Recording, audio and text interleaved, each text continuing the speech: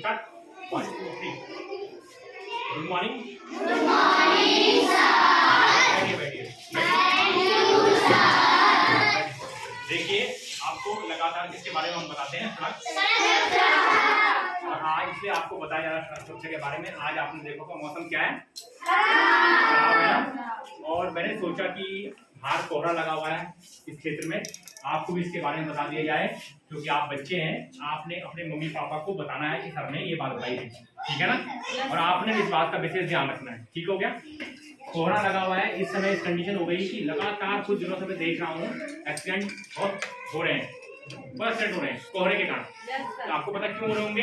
क्योंकि कोहरा बहुत है और लोग क्या करें, ओवर स्पीड से तेजी से चल रहे हैं, तेजी से जा रहे हैं। और तेजी से जाने के कारण क्या हो रहा है, तेज जाने के कारण क्या हो रहा है कि एक, क्योंकि रोड पर गाड़ी खड़ी है, साइड में पत्थर है या बीच में खड्डा है या कोई चीज ऐसी चीज रखी हुई है, लेकिन स्पीड में जाने के कारण वो चीज दिखाई दे रही है और दूसरे गाड़ी के साथ क्या हो रही है, टकरे हो रही है। क्या हो रही है? टक्कर हो रही है। अब आप देखिए, मैं आपको दिखाता हूँ, आप यहाँ देखिए, करंट चीज देखेंगे, सब बच्चे यहाँ देखेंगे, इस वीडियो के माध्यम देखिए, मथुरा में जो अभी बहुत बड़ा एक्सीडेंट हुआ है वो मैं आपको दिखा रहा हूँ, देख लीजिए। ये देखिए क्या हो रहा है, इस घटना में क्या हुई, दूसरे से टकरा के चलिए,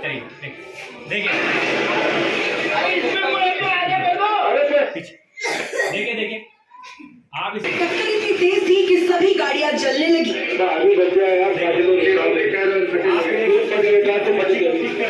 इस भयानक हादसे में कई लोग जिंदा जल गए, जबकि 2 दर्जन से ज्यादा यात्री घायल हो गए। हादसा और भी भयंकर हो सकता था, लेकिन काफी लोग बसों से उतर गए थे तो बच गए। वहीं इस घटना का सीएम योगी आदित्यनाथ ने भी संज्ञान लिया। सीएम योगी ने घायलों को बेहतर इलाज दिलाने के लिए अधिकारियों को तुरंत मौके पर भेजा, जिसके बाद घायलों को तुरंत दूसरी गाड़ियों से दिल्ली नोएडा पहुंचाया गया।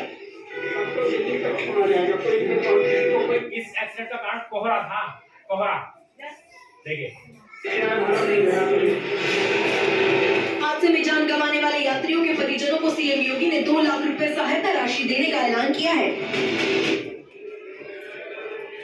हादसे के बाद मथुरा प्रशासन ये दावा कर रहा है कि उसने तुरंत रेस्क्यू ऑपरेशन शुरू कर दिया, लेकिन हकीकत ये है कि बसों में लोग जिंदा चलते हैं। जिंदा है ना, बिल्कुल। प्रत्यक्षदर्शियों का तो यहाँ तक दावा है कि टक्कर होते ही बम जैसा धमाका हुआ। बस में लोग चीखते रहे, मदद को पुकारते रहे। जो लोग शीशा तोड़कर बस से बाहर निकल सके वो खिड़की का शीशा तोड़कर कूद गए, और जो नहीं कूद पाए वो जिंदा जल गए। हादसे का शिकार हुए एक युवती ने तो प्रशासन पर गंभीर आरोप लगाए।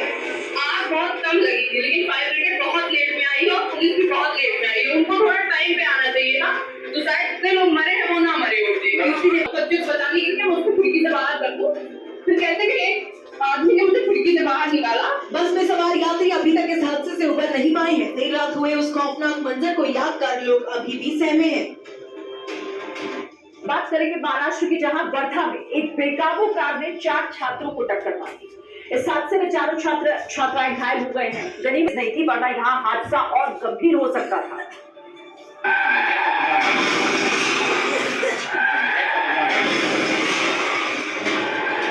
कार आई और छात्रों को रौंदती चली गई, जिनमें से 3 पैदल थे और एक साइकिल से जा रही थी। तभी अचानक कार आ गई।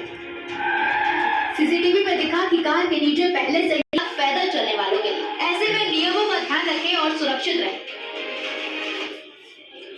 यूपी के प्रयागराज में 12वीं के एक छात्र पर जानलेवा हमला किया गया। यह हमला तब हुआ जब वो छात्र, अब आपने देखा, मैंने 2 एक्सीडेंट आपको दिखाए। एक एक्सीडेंट कोहरे के कारण हुआ, दूसरा एक्सीडेंट क्यों हुआ?